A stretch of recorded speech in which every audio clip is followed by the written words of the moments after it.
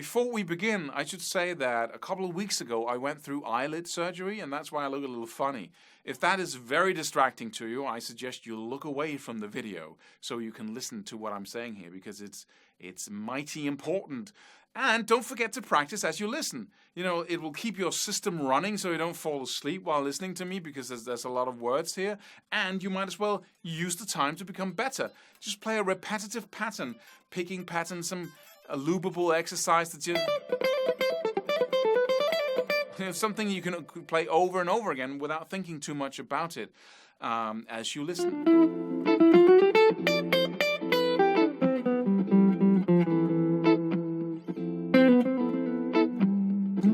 So I was just having a little fun here with the Lydian sound, the Lydian mode. So now we've been talking about semitones and how we skipped some of the semitones to create the scale that we call the diatonic scale, which is basically the major scale or the minor scale. But the diatonic is the word for it, right, for that group of intervals. And then we took that scale and then we created chords by taking each one of its 7 steps. We don't have 12 anymore. We don't have 12 semitones in between the octaves because we're skipping some of them to create the scale. And that sound is really made up of the intervals within the scale. But we don't have to start on any note. It's not a scale from A to C. It's kind of a circle of intervals. And you can stand on any lily pad if you imagine that circle, and then each note being a lily pad. You can stand on any single one of these lily pads and then see the world from a different perspective. As we do when we play the chord, any one of the 7 chords is standing on a lily pad when we're talking sound here. And then when we stand on the F major 7th lily pad and we play those 4 notes together within the C major scale, then the C major scale is going to sound Lydian, or that's what we call that sound, right? And that's exactly like standing in one place of the city and then everything looks in a certain way. And then you go to another place in the city looking at the same things, the same square, whatever, but everything looks different because you're seeing it from a different perspective. In this case, with the modes, we're hearing the same scale from a different auditory perspective, so to speak, or tonal perspective. It's exactly the same thing. It's just sound instead of visuals. So what are keys then? Because now we've established the fact that we have 7 different sounds within the major scale, depending on what chord we play out of the 7. But then when I say, okay, we play in the key of C major, then most people would say, okay, then you build your whole song on the C major scale, because that's what that means. We're in the key of C major. And so that's the C major scale. But what does that mean then? Because I could also say to the same scale that we're playing in A minor. And that's the exact same notes of the C major, because we call those parallel tonalities. But so what are keys? Well, the second we go into keys, we start combining modes. And this is not taught this way in traditional music theory. Modes is one thing and keys are another. But keys are really made up of modes. What I say when I say to you that we're playing in the key of C major is that you know that all the chords that are going to whip by in the chord progression are going to come from the C major scale. Those are the 7 notes we use for everything, as long as we're in the C major key, right? And so why don't I say that we're in the Ionian mode? Because that's C, right? If I play a C major chord, and I play the C major scale on top of that, we have the sound of the Ionian mode. Right? But so what is C major, right? What does that sound then? Well, that is a relationship between the modes where the C major chord is king, is home, is tonic, as we call it. And this is a completely different thing. Now we're in a different world. We have 7 modes, meaning we have 7 chords up against the same scale, derived from the same scale. When I say C major, that we're playing in C major, what I mean is that now we're going to shift back and forth between these 7 different sounds, these 7 different modes, but C is king. The C major chord is king. The Ionian sound is king, is what we return to, is what we start at and end at. And as I said, this is not taught this way in traditional music theory. These two things are wide apart. But basically, that's what it is. And that's a really good way to understand modes. It's just to shift that sound that we're in. So when we're in the key, we have a chord progression, for instance. We have like a C. That's where we start often. Right? Then we could go to E minor, which is another chord within the key. Then to F major, another chord within the C major scale. And then to G. And then we can return back to C. Right? And then to E minor. So we're just picking out different modes, basically. Now we have the chords. Now, if I start playing the C major scale on top of all these chords that are derived from that scale, what we hear is a shifting of the modes. Lydian,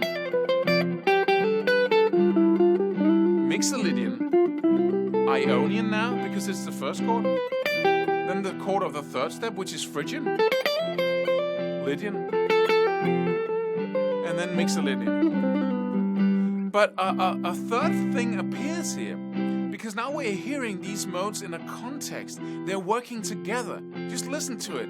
Just listen to how the sound shifts. So even though I'm not playing the C major scale, and then a shift in sound with no scale on top. Another, and they seem to be a group of chords, right? They hang together, because if I were to play random chords like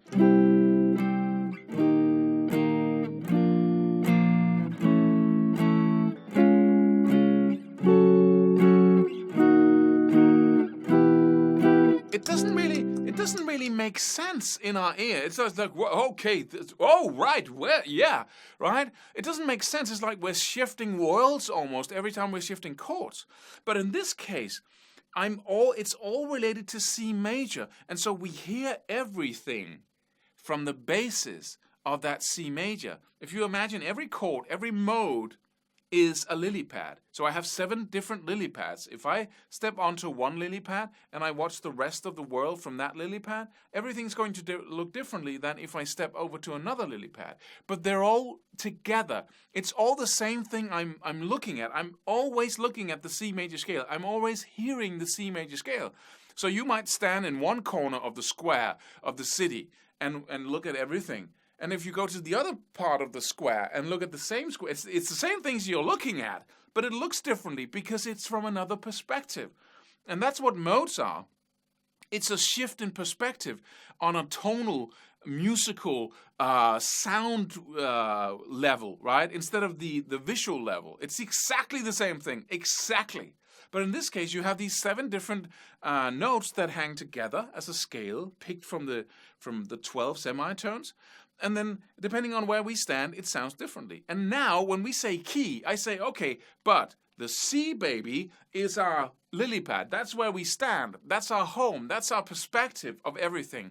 And that's what you hear.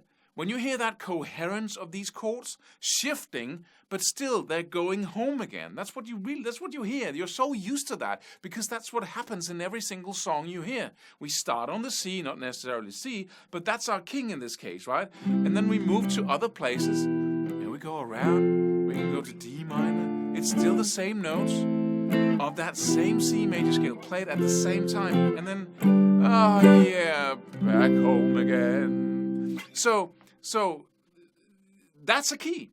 You have the C, and everything is every other chord, every other mode relates to that C. You start on C and you end on C. And sometimes people break that rule when they're writing a chord progression, a song or anything.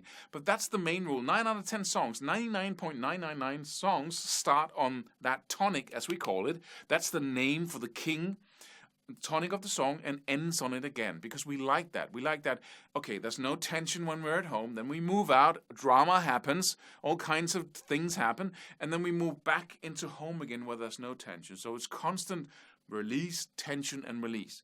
But we can take the same scale, the same C major scale or D major scale, doesn't matter. And then we can generate a minor key from those same 7 notes. And this reminds us of the modes, right? We can generate a new sound by just changing the chord in the background, changing the notes from the scale that we're playing, and the whole scale changes its sound because we have a different perspective now of that chord. The same thing goes here. If I say, okay, a home out of these 7 chords, it's not the C major, it's not that major chord that's our home, it's the A minor, right? It's if I, for instance, in the C major scale, if I go 6 notes up to A, and I say, okay, if I form a chord from the 6th step in the C major scale, I get an A minor. Now I change the whole thing. Instead of the CEO being the CEO and the employee being the employee, I change the roles and say, you're the CEO and you're the employee. And that is, of course, going to create another result, right? Because the employee is a different CEO than the CEO would be, right? So if you change the roles of the different people, then the whole company changes. If you're in the army and you shift your roles, then of course it's going to change everything. And the same thing goes here. Now the A minor, which has a different flavor to it, it's a minor chord. It has that instead of, right? So it sounds differently. And then if I stand on that and I consider that my home, then all the other chords is going to sound differently up against it. But please note here that it's the same 7 notes as we played before. Now I'm just starting and ending on the A minor. Right? 6 notes up, you say A minor is now the king. Okay, let's create a random chord progression. So we have the A minor here, and I start there. And therefore that becomes your basis. Right? Let's play whatever.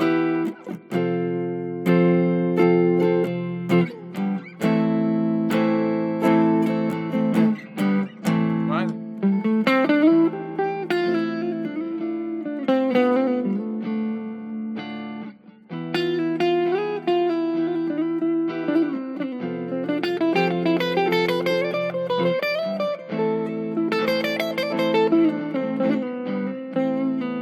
Now we're home again.